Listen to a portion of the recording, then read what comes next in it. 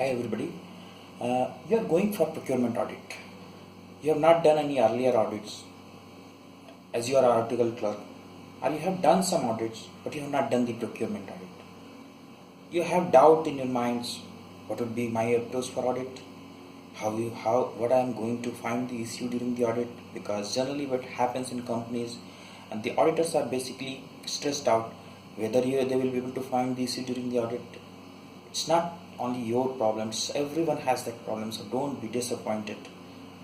I'm going to give you some tips for walkthrough and testing which you can do during the audits and which will help you to find the issues during the audit. It's not that you have to find the issue during the audit. If there's no issue, it's okay. If you do your work, if you document your procedure, if you document your field work, then everyone will understand that because the department was working perfectly, so their number of issues are very less, or there are no issues. But if there are issues and you have doubts that how you are going to conduct the audit, then this presentation surely will help you. Okay, so this procurement audit basically any procurement department works through common sense approach.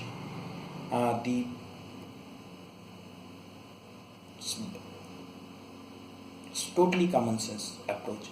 So any procurement, I'm going to just relate with the real world scenario so that I understand that how that approach works. You take an example of an housewife. She goes to vegetables market. How she does the purchasing? She goes to different vendors of the vegetable vendors. She try to find out which are the vegetables, 2-3 vegetable vendors. She try to shortlist 2-3 vegetable vendors who have the quality vegetables, which she can purchase for her home. Then after 2-3 vegetable vendors who have the quality vegetables, then she try to finalize that which are the cheapest vegetable.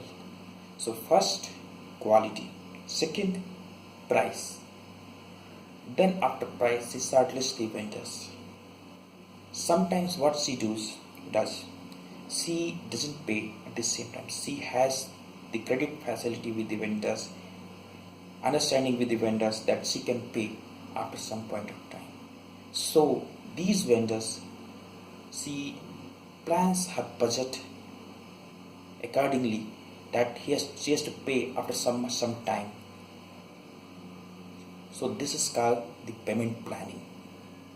So after certain time she pays, then she records those vendors that she has to pay after 1 month when her husband gets another salary. So she payments her finances accordingly, and she records that she has to pay these things. This is called the accounts payable recording, and after some time, 1 month, she has to pay that. Otherwise, vendor will ask her to pay as soon as possible. If she does not pay, then she has to pay some interest. So basically what I mean to say that this approach, when big company or small company, they work with the procurement department works with this common sense approach. So in big company or a small company, what happens that the vendors any requisition comes from the concerned department, that is called the purchase requisition.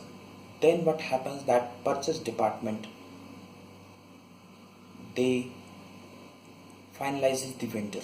For finalizing the vendors, what they send the request for quotations. The housewife goes herself, asks for the quotations or the prices. They send for the request for quotation formal document, specifying the quality and the specification for the product. So this is called the request for quotation. After the request for quotation, they get the purchase department get the quotation. Then they have to shortlist the vendors. What is the shortlisting criteria? Same, quality and the price. Quality and the specification, you can say. So quality and what happens that then one justification document is prepared for the finalizing the vendor, where first brief technical specifications are specified and vendors shortlisted are specified. On the basis of this technical specification, these vendors are shortlisted. What they do, they match the quotations got with the request for quotation specifications, and whichever vendors are finalized, they are listed down here and list justification that these technical specifications these vendors fulfill, and these vendors are finalized. Then after that, what happens? Then again shortlisting happens on the basis of price. So generally what happens that as a logical conclusion, L1 vendor will be shortlisted. L1 means lowest price vendor. But what could happen that even the department has some other concerns. For example, L1 vendors could not supply for a long time, or L1 vendors is suboptimal as compared to L2 vendors.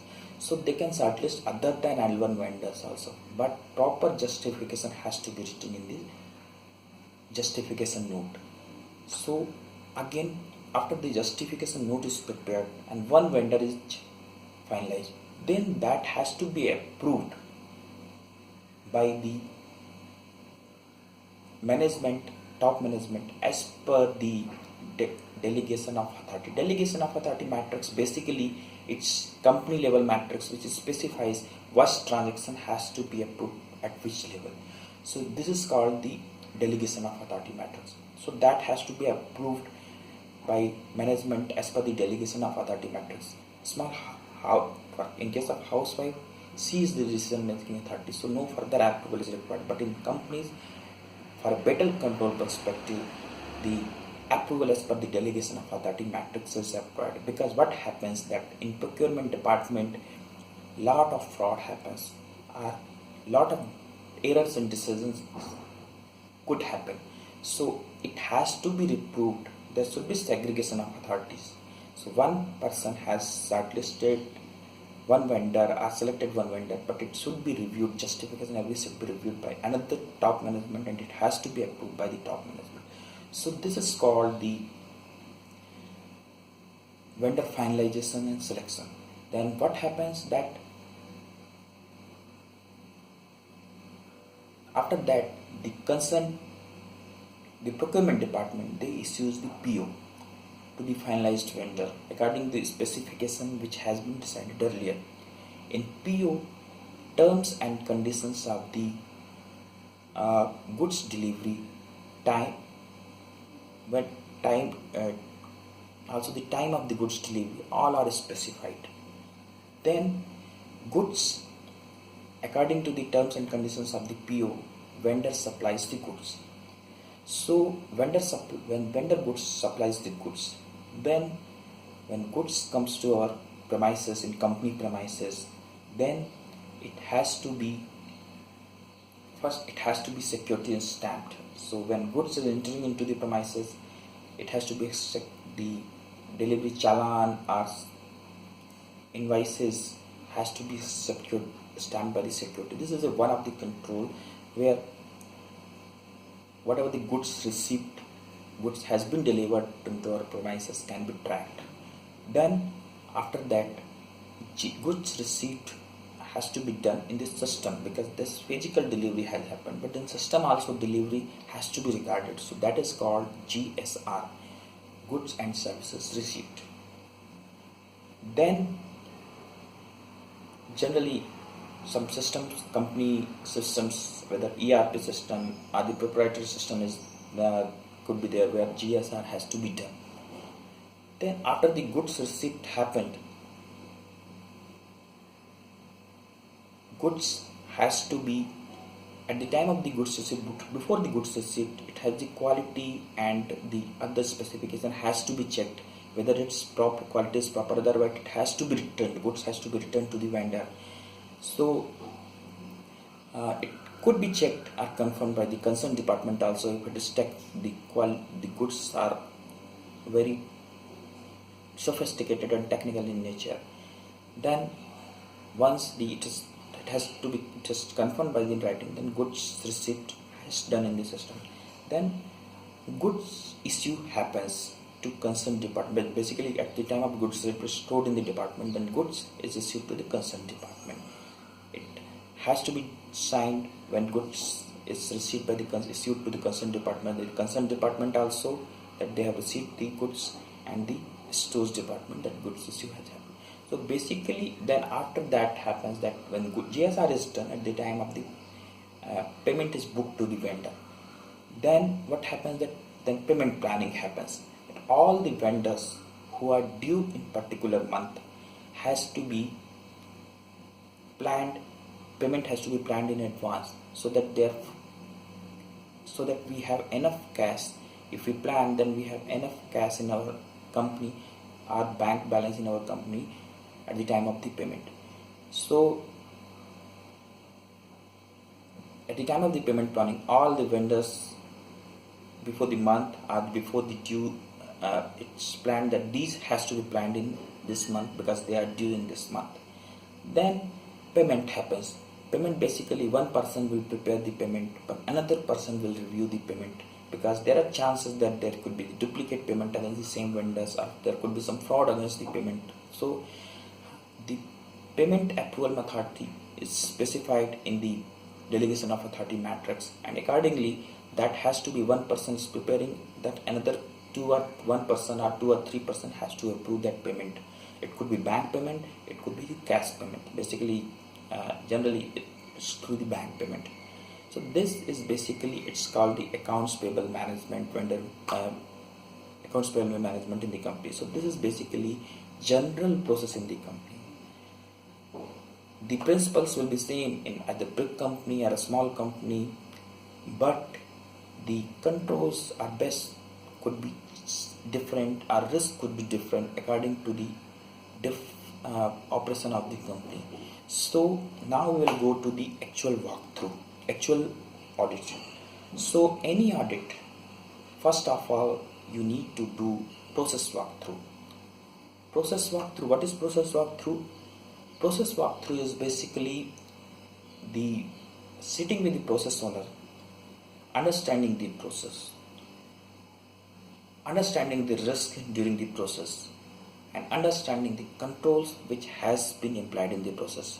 So it should not be blind exercise, it should be interactive exercise. When the process owner is describing the process, you need to think from your mindset that what could be the risk during this process flow, and you need to check with them what are the controls you imply during the process. So any audit, first you need to do the process walkthrough, and after that, understanding the risk and control, you need to do the actual testing by taking the samples, by verifying the samples against the process which has been described, and finding out the loopholes in the process during the testing on the basis of real risk which has happened. So because operations, as I told, the operations of companies could be different, although principles will be same, controls will be same, but you need to understand the operation, otherwise the audit will not be effective. Now come to the procurement, how we are going to do the process walkthrough and testing. Any audit, not even procurement audit, if you go to some department, just understand the specific departmental structure, scope of the department, what department actually does, what are the responsibilities of the department, what is the organization chart of the department, who are responsible for what are the IT system control matrix for that department, what are the segregation of duties provided in the department. So basically this will give you the overall picture of the department, overall the risk which at broader level which could be there in the department, and what are the controls in the department to prevent the risk. If you don't do this, maybe from the top level you will not have that broader mindset, and you will not have that bigger picture in your mind. So basically you do this. At this stage no testing is required. Frankly speaking, no testing is required, but you have to conduct this so that the audit will be effective at next stage. Okay.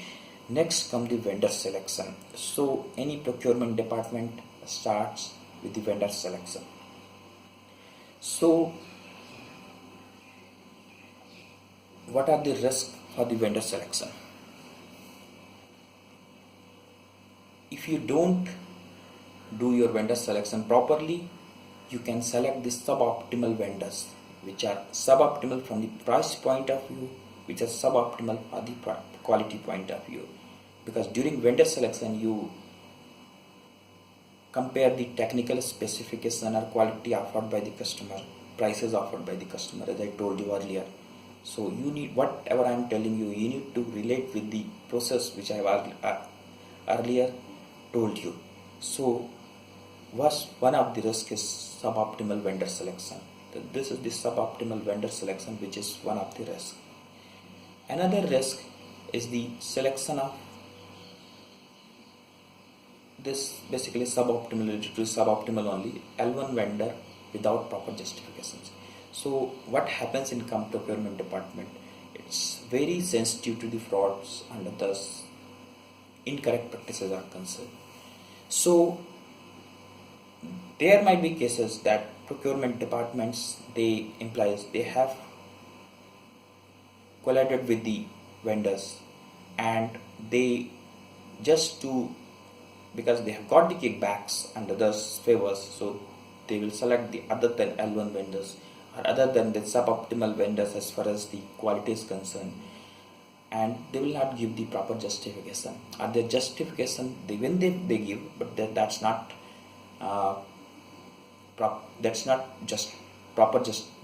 properly justified. So that's the one of the risk. Other than selection, other than L1 or favoritism in the vendor selection. So are continuing the same vendor throughout the year, many years without any proper re-evaluation. No change in the vendors despite many complaints which are coming from the user departments or other departments. So basically these are the risks in the vendor selection. So vendor selection, because procurement department basically function is selecting the vendors and the finalizing the vendors. So this is a bigger risk for the procurement department. So walk through how you are going to do the walkthrough. Just understand that how they finalize the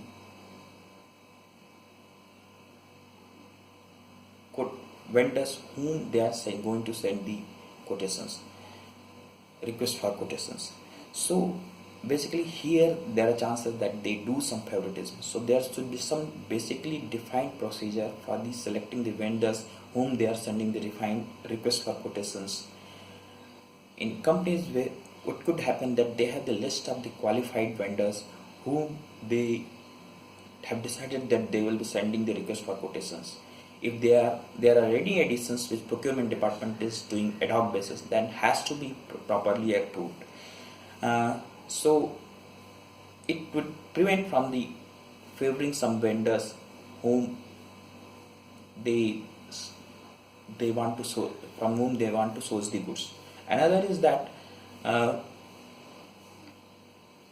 just check that how they are finalized after the start listing the vendors, after the getting the quotations, from the price, from the quality point of view, and what are the approval requirements for the justification documents which they prepare for finalizing the vendors. So all this process, just walk through with the process owner and think from the risk perspective. Where is the risk?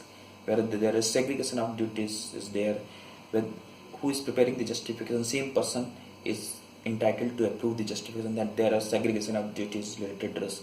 So compare that approval requirement with the delegation of authority matrix requirement, whether that matches.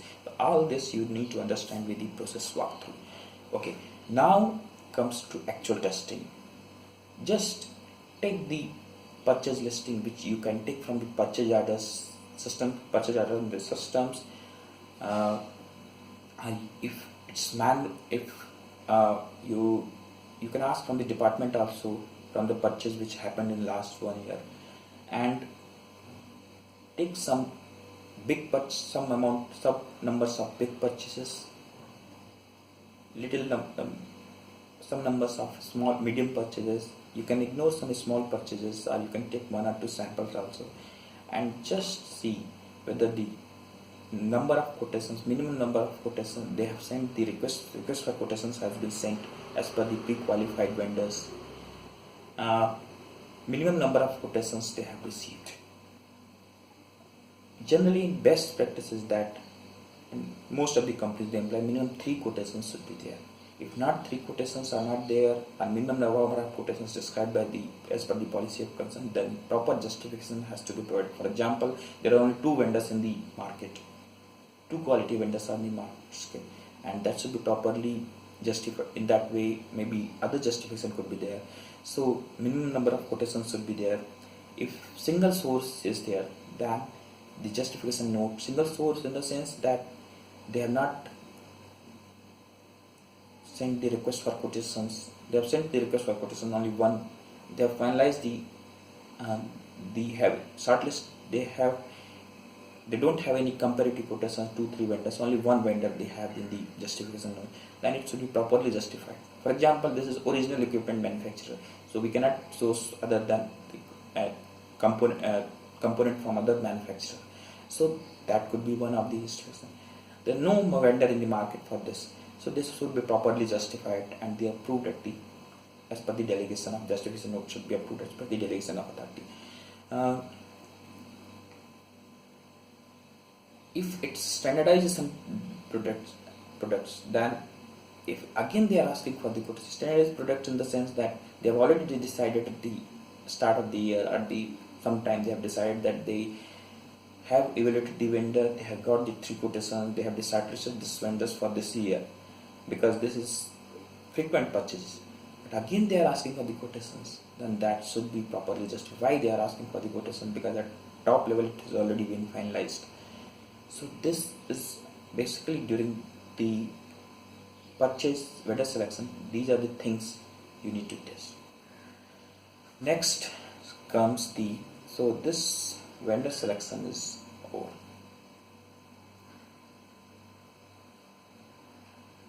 Okay. There could be some complicated purchases. For example, the purchases which frequently happens, or purchases are the nature of purchases is so complicated, multiple deliveries are required, the delivery is certain fixed, if you don't get the delivery, then there are chances that your operation will get affected, and there is payment related provisions are very complicated. So in that case, basically the contracts, company will finalize the contracts. So you need to, if they don't finalize the contract, what are the risks? Company could be in legal risk if there are some dubious interpretation. There could be some interpretation which is not agreeable to both the parties on the basis of the basic oral understanding, verbal understanding. In that case, company could land in the legal risk also. If they have finalized the contract, but the contract is not properly vetted from the legal department, then again there are chances that some clauses of the contract could not be protecting the company from the legal risk. Also, money and time could be spent for the legal lawsuit, and because of the interpretation of the contract could be very different. So government court could order the permanent and temporary closure of the operation. So these are the risks basically. So for these complicated purchases, you need to understand the process, how the contract are finalized, whether it's vetted from the legal department or it's as per the standard format, format approved by the legal department, contract format. So then you need to from the user department, you need to understand, you need to take the list of the complicated purchases. You from your from the purchase listing, you need to find, from your understanding, you need to finalize that these are the complicated purchases. Then you need to take for those complicated purchases, you need to ask for the contracts. If they don't have the contract, that could be one of the issue. If they have the contract, then you need to find out whether it has been vetted from the legal department. If there is some standard contracting format, whether that matches with that standard contracting format. Also whether the proper the terms of the delivery, terms of the payments, terms of quality of the specification of the everything is specified there in contract. If those cases are missing, maybe you can discuss and those could be one of the issues. So next come the vendor registration. So vendor master, basically in any company, the list of vendors, they have the master list of the vendors. Basically that master list of vendors they have in the system, that is called the vendor master. So any new vendor additions, any new vendors addition happens after the proper review of the documents, supporting documents, and proper background check of the vendors. Any additions or deletions has to be reviewed on the time, frequently reviewed by taking the copy of the vendor master, because there might be unauthorized addition of the vendors, unapproved addition of the vendors. So basically vendor master change is a very big risk, because just if employee is not honest, then they have access to vendor master, they have access to the payment also, doing the payment also, then there are chances that they might add some dummy vendors, and there are some inactive vendors. So either through these dummy vendors and inactive vendors, they can route the payment to their bank account, because they can change the bank account number, they can put the bank account number of their own. So basically this vendor master has to be controlled in a proper way. So what are the problems if the vendor master is not properly, what are the risks if the vendor master is not properly controlled? As I told you, that fraudulent vendor could be registered in the vendor master. Dummy vendors are the inactive vendor, there could be fraudulent change. For inactive vendors, they can change the bank account number, which is of the employee bank account number. Fraudulent payment can happen if the vendors registered. It's not again this next related to these risks, related to the not exactly vendor master, but related to the selection of the vendors. Maybe this should be with vendor selection. So suboptimal supply of goods or services, no non-compliant with respect to vendors, suboptimal supply. So this basically related to the vendor selection. So how to do the walkthrough for this vendor master? Just sit with the concerned process owner, the procurement department, and try to find out that what is the process for the vendor master creation, change, or the deletions. How the vendors are added, how the vendors details are changed, and how the vendors, if they are inactive, they are obsoleted in the system. That will not be deleted, but they will be obsoleted in the system, so that the next future transaction doesn't happen with these vendors codes. How the vendor masters are reviewed at the frequent interval, just to find out what are the additions and whether the additions or deletions are what are the additions or deletions, and whether additions or deletions are properly approved. vendor master, with the vendor master there are also assessment of the vendors, not only vendor master. So this just to understand the vendor performance evaluation, this section is for the vendor master creation and the performance and assessment also. So just understand the vendor performance evaluation. What are the vendor, how the vendors are selected for the performance evaluation. For example, there could be the value criteria, there could be the type of goods criteria. So how the vendors are selected and how the performance evaluation are done. What are the actions taken on the basis of the performance evaluation. So these all understand. Now comes the actual testing. Take some sample vendors from the vendor master. On the basis, you can decide on some criteria. For example, the vendors which doesn't appear to be the normal by looking at their name. For example, there are some names which doesn't appear to be dummy names. For example, ABC has been given in the vendor.